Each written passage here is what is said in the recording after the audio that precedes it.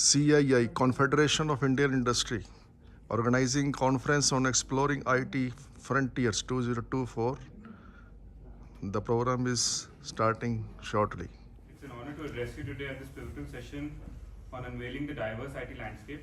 I'm thrilled to witness such a gathering of minds dedicated to exploring and expanding the horizons of IT in our region. IT stands at the threshold of a transformative era today. The potential of IT in shaping industries, IT itself as an industry, as well as members here, running manufacturing organizations, and the nation as such. I think the innovation, the economic growth, the potential is unprecedented. Particularly in North India, IT has emerged as a powerhouse, contributing significantly to both our regional and national economies.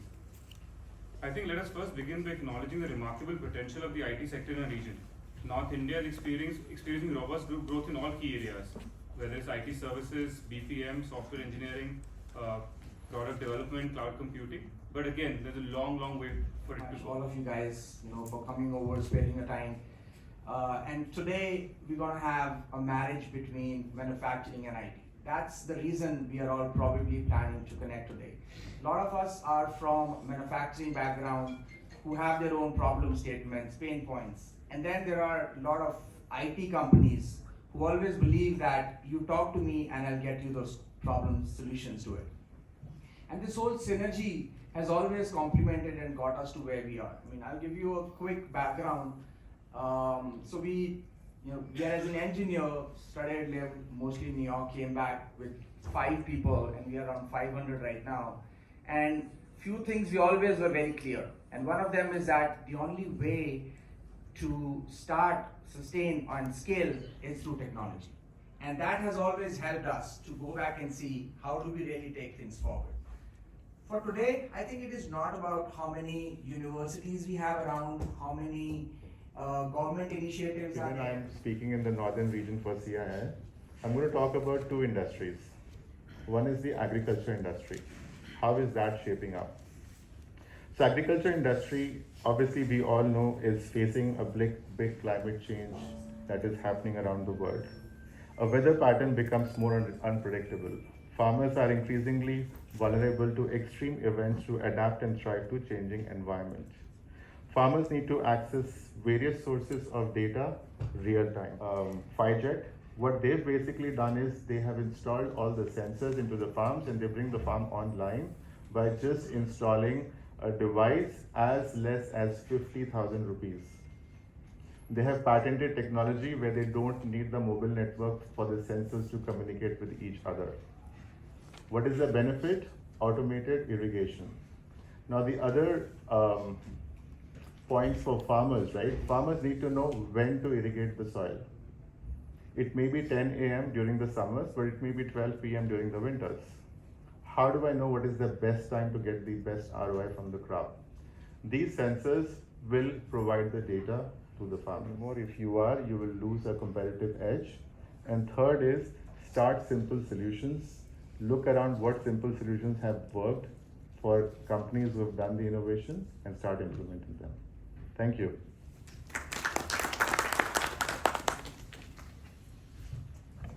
Not penetrated or taken the people as the laggards. They still as the laggards only. Other sectors have become leaders. But farming community, it has not been taken along with it. I'll add to what this gentleman said just now. I think a couple of years back there was a lot of buzzword that the use of drones would help tremendously in farming, but somehow it didn't take off. So what can be done to make it work? Why is it not working? All Right, those so multispectral cameras and all. Good question. Thank you for asking that question. I'll take it in 2 parts. Let me answer the second part first, right? So as I mentioned, there are certain things that works for the Western world, right? They use drones for a lot of the irrigation purpose, right? But is that the technology viable for India? I feel, in my point of view, it's still a TBD, right? Because investing in a drone, or one drone, now the cost of drone has gone down significantly. It used to be 1 lakh plus, but now it's coming under 50, under 25 as well. Is that more viable, or is it more viable to find a solution which is more fit for India as a country? for a variety of reasons, the climatic conditions, being able to use the technology, and the ease of use. The other part we need to understand is we don't like to operate IT. We would like to have someone operate it for us, specifically if I look at the farming space, right? A farmer would be like, भैया आप आगे चला दो, चल गया, सही चल रहा है, चलो ठीक है. Because that behavior of adopting the technology also has to change. So drones, as you said, right, might not be the most viable solution, but a lot of bigger organizations who are running the farming, they are using it because they have the right resources, the manpower. Workshop with the client 4 hours. We discussed many points, and there were at least 30 action items that came from that workshop.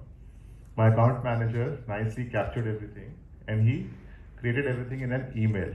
I asked him a question: if you send this email to the client with 30 items, will they read it? Nobody's going to read it. Who will it impact? Us, because we are the ones chasing to close the contract after the workshop, right? So then I did not give him the solution. I said, is there a better way to write it? There are 3 stakeholders who would read that email. One of them would be the team on the ground from the client side who will read each and every word. But the stakeholder, who's the decision maker, he only needs to see those summary, right? And what are the key actions? So I told him, do one thing, paste this into ChatGPT. Someone was mentioning about prompt engineering. Instruct ChatGPT that I need to create a table, column 1, this, column 2, this, column 3, actions, column 5, next steps. Read the text and categorize the text accordingly, and send me the output in the form of a table, and generate the meeting was generated. So when I told him to create it a table, वो जा रहा था room से निकल के, and he was going to spend 1 hour beautifying that, right? That's the power of automation. And to your point, right, technology versus IT takes care of it, right? Because you will know when to stop the irrigation. आपका pump का बिजली का bill कम हो जाएगा. Right? That itself will be a big motivation for the farmers to at least talk to us and consider. क्योंकि सबको सबसे ज़्यादा पिंच क्या होता है, एसी तो सब लगा लेते हैं, लेकिन बिजली का बिल में सबको तकलीफ होती है. I am filled with profound sense of optimism.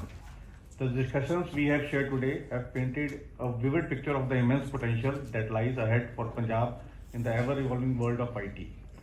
We have heard from industry leaders like Sarabjit Ved, who provided valuable insights into the current trends and future possibilities. He gave us a mantra: invest in technology, build for future, and 3 years. Mr. Gaurav Malik's strategic perspective offered a roadmap for navigating the complexities of this dynamic field, especially in the field of agriculture and manufacturing. And of course, he added a 4th S in that: simple solutions. Throughout this session, we have explored vast spectrum from the frontiers of AI, generative AI, ChatGPT, to the intricate world of process mining and the backbone of technology, software engineering. We have also delved into the exciting potential of data centers and their role in empowering IT landscape in the future of IT.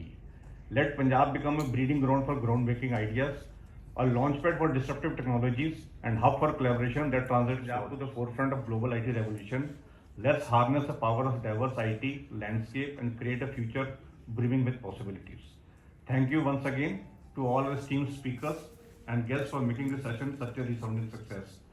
Now we will be starting our next session on strategic insights and innovations, navigating the AI-driven economy and Industry 4.0 within the next 2-3 years. Thank you very much, everyone, for coming, and thank you, CII, for having me today.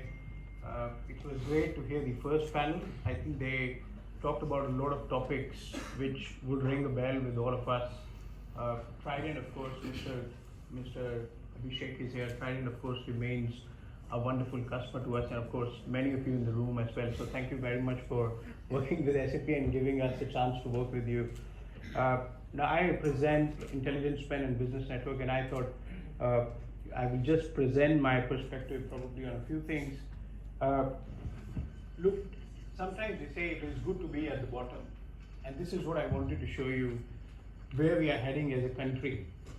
We probably are the only one today where the world is saying the probability of recession is 0%. And that's the graphic I love. This is as recent as a month ago, which tells us there's a lot more work which is coming our way.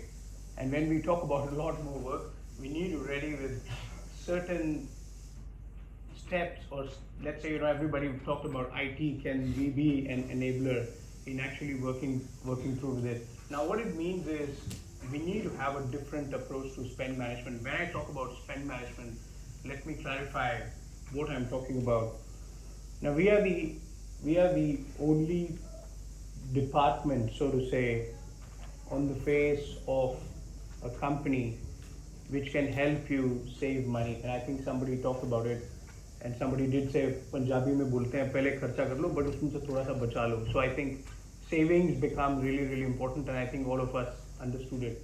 Features which are coming in the vehicles. On the other side, there are new energy sources which are coming in. For example, we talk about lithium-ion based cells, we talk about flying caps, we talk about, I would say, the hydrogen as well.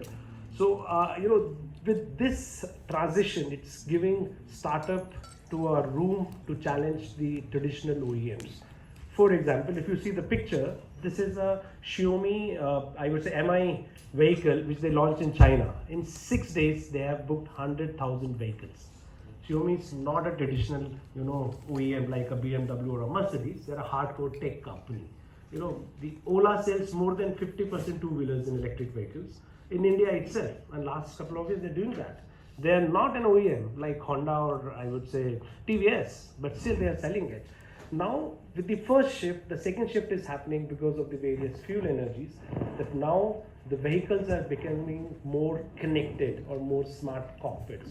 Another reason why this, the mobility landscape is changing because of the internet penetration which is happening, starting from 2G, 3G, 4G, 5G, and now it is available across India. And I would say we have access to 5G in Kerala, we have, access to 5G in Himachal, right? So which help in accessing the data, transmitting the data. I would say assessing the application is much easier and convenient. Yes, infotainment features, you have various, I would say you're connecting your vehicle to the nearest place.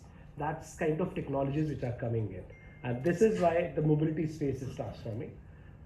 Next slide please. What which can be done, so it is the a version of ChatGPT which can helping you with the vehicle management, vehicle performance, everything you can do with the vehicle itself. If you're integrated with the phone, you can simply say that, MG, can you send my emails to this gentleman? Please write this. And this is pretty doable, and it can be provided in a localized language. For example, you're providing 20 local languages, Marathi, Malayalam, and we're the guys who are providing this feature to MG. So, and then we also have a lot of AR, VR infotainment systems. As I mentioned that your kids were sitting on the backside, they might get AR, VR game. Basis your, the social account or your browsing behavior, they will recommend you various musics, various movies while driving. So you don't have to search for it. The moment you sit, they will tell you, okay, this is your mood. Let's change the ambient lighting. Maybe the way you are changing your seat settings, same ways you're changing the ambient lighting, and then the music will be played accordingly. Even there are features which are coming up that you put a camera. As soon as the driver is feeling sleepy, the car will alert you. We have recently provided a solution to a two-wheeler company. If the user is not wearing a helmet, the bike will not start. So going to launch this flying caps next 1 year in India itself. They're already testing. Even the Indigo is also planning for a flying caps between Delhi and the nearest areas. So this is all from my side. Thank you very much. Really nice talking to you. Thank you. Members from the senior industries, gives a lot of insight about what is happening and what is going to happen, and not very far away in the future, but very near future. And something he's saying is already almost coming up. So I'm shifting gears, bringing it out to a level where it is more on ground reality, where MSMEs can transforming industry and manufacturing. I'll just give you a little bit of a quick background about myself, and then I'll kick it off. I am actually a Tamilian Sardar, which is very, very unique. There are not too many Tamilian Sardars around. I used to speak better Tamil than I spoke Punjabi, but hopefully over time things have got better. And that's how I was sent off to boarding school up north, and then lived abroad for nearly 20 years. I spent most of my career in the US, 2 years in England, 2 years in France, 2 years in Hong Kong, and back to the US. And most of my career with GE, And as you know, GE did a lot of manufacturing. They had a whole capital division and a whole media division. But I spent most of my life in the aviation side of GE. As you know, GE used to make the aircraft engines that go in all the planes that you see in the sky. But there was a division within GE that actually financed aircraft. So we owned about 2,600 Boeing and Airbus aircraft, and we used to lease these planes to every airline in the world. So for a young guy coming out of business school, it was a fantastic experience, because every day of my life I'd wake up in a new city somewhere in this world, financing aircraft for every airline in the world. And that's what we did every day of my life. And then finally came back home to India, and that's the time when all the airlines were just starting. I remember the Indigo guys came to me with a piece of paper and said, "We want to start an airline." So, gave Indigo its first 6 planes, SpiceJet its first 4 planes, Paramount its first 3, Go Air its first 4. So help all these airlines start up with a one piece of paper, and today they're all large airlines themselves. And then subsequent to that, started running all of GE in India. So ran all the manufacturing companies, energy, oil and gas, water, aviation, rail, healthcare, all the GE capital businesses, which were about 26 of them, and all the media business. Turbines is actually burning down to ashes. So I said at 2 in the morning, what can you do? Your turbine's burning down.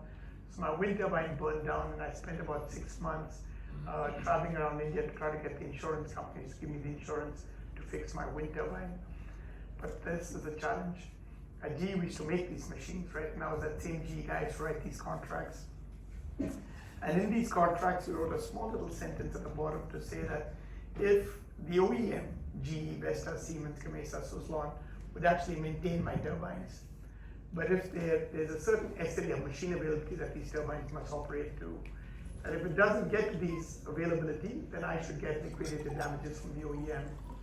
But this is what happens. When my turbine burned down, I opened up that agreement, right?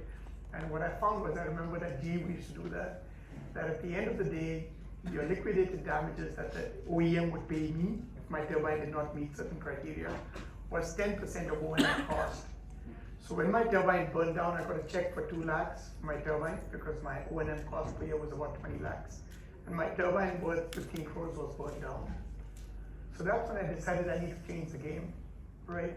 I don't know how many of you are in manufacturing in this room and had a situation where your turbine or your machine burns down or it gets spoiled, etc.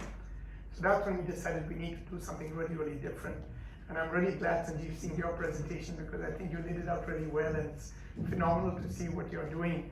And I came from it from a very different perspective, because my turbine's burned down, I need to do something. So that's when we decided to create this AI platform. At that time, I didn't even know what AI was.